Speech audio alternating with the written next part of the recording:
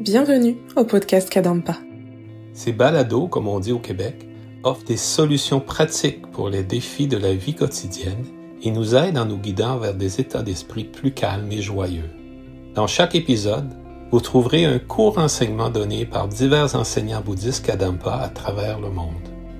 Tous ces enseignements sont inspirés de la sagesse profonde de vénérable Geshe Khalsang Gyatso Rinpoche, un maître bouddhiste pour notre monde moderne, en espérant que ceci vous plaira.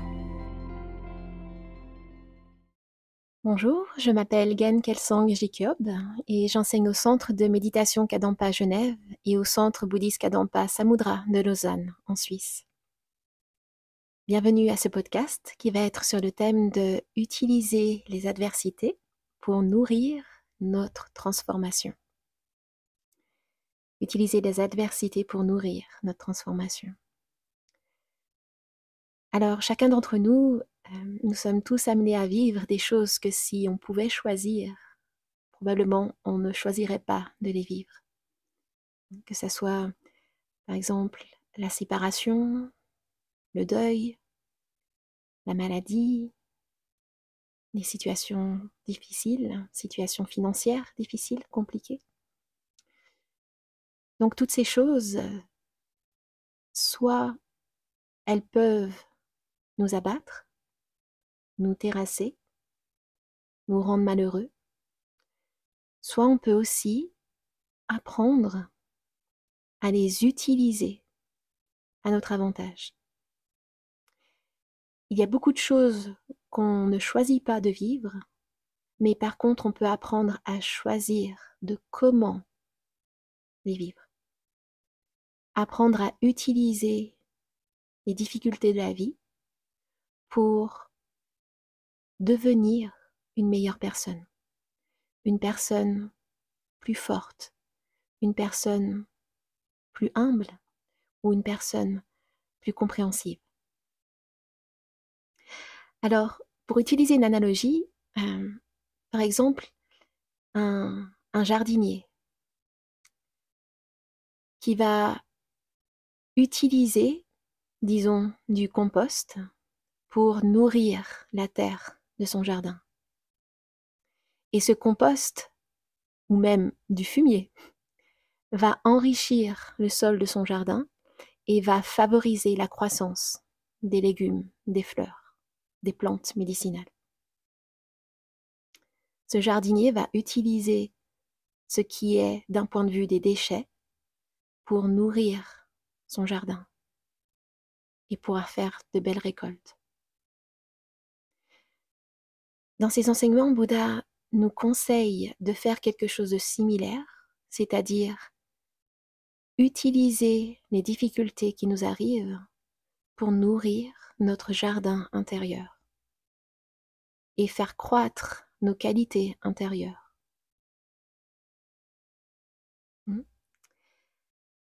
Dans le livre « Comment résoudre nos problèmes humains » de Geshe Kelsang Gyatso, il y a ce passage qui dit « La souffrance a de nombreuses qualités, nous permettant de faire grandir nos réalisations spirituelles. Ainsi, pour un pratiquant spirituel, la souffrance n'est pas nécessairement une expérience négative. Grâce à la réflexion sur nos propres souffrances, nous pouvons développer de nombreuses prises de conscience et qualités très utiles. Donc, la souffrance a de nombreuses qualités, nous permettant de faire grandir nos réalisations spirituelles. Ainsi, pour un pratiquant spirituel, la souffrance n'est pas nécessairement une expérience négative. Grâce à la réflexion sur nos propres souffrances, nous pouvons développer de nombreuses prises de conscience et qualités très utiles. Utiliser, transformer ce qui nous arrive de difficile en opportunité de croissance intérieure.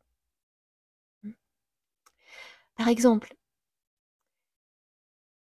on peut utiliser nos échecs. Par exemple, on devait faire quelque chose qu'on n'est pas arrivé à faire, ou on devait essayer de gérer une relation difficile et on s'y est mal pris. On s'y est mal pris et ça s'est très mal passé. Et ça peut facilement nous faire culpabiliser, on peut facilement s'en vouloir. Peut-être qu'on s'est mis en colère, peut-être qu'on a perdu le contrôle. Et on peut s'en vouloir. Dans ce genre de circonstances, une chose qui peut être très aidante, c'est d'utiliser ça pour nous aider à être plus compréhensifs et à mieux comprendre qu'effectivement, ce n'est pas facile.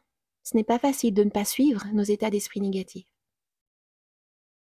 Donc dans ce sens-là, ce genre de situation peut nous aider à devenir une personne plus humble et plus compréhensive. Et quand on voit des personnes qui, par exemple, peut-être s'y prennent mal pour gérer une situation compliquée, au lieu de leur en vouloir, intérieurement on comprend. Parce qu'on sait ce que c'est. On sait ce que c'est. On sait que ce n'est pas facile de ne pas suivre nos états d'esprit négatifs. Ce n'est pas facile de ne pas se laisser prendre par la situation extérieure. Ou peut-être que nous sommes amenés, par un concours de circonstances, à faire quelque chose qu'on n'aurait jamais cru être capable de faire et qu'on regardait chez les autres, qu'on voyait chez les autres. Et là, c'est à nous que ça arrive.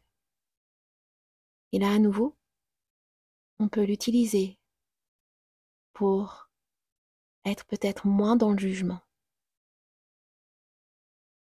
et pouvoir mieux comprendre les autres. Donc ce genre d'exemple nous montre que nous pouvons utiliser les adversités pour devenir quelqu'un de plus humble, de plus compréhensif. Et aussi, quelqu'un qui peut mieux comprendre les souffrances des autres. Et donc, améliorer, faire grandir notre compassion.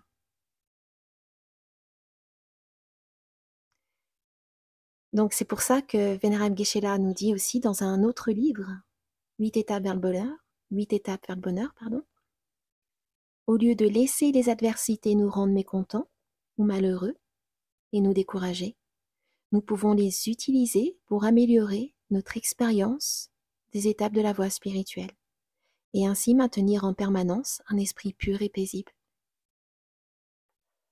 Et par exemple, qu'est-ce qu'on peut apprendre des adversités, des difficultés? Elles peuvent devenir pour nous des opportunités de croissance spirituelle. Je vis ça, mais ça m'aide en fait à être plus humble, plus compréhensif, plus compréhensive et à mieux comprendre aussi la souffrance des autres. Je suis en train de devenir plus forte, plus fort, plus humble et plus compatissant.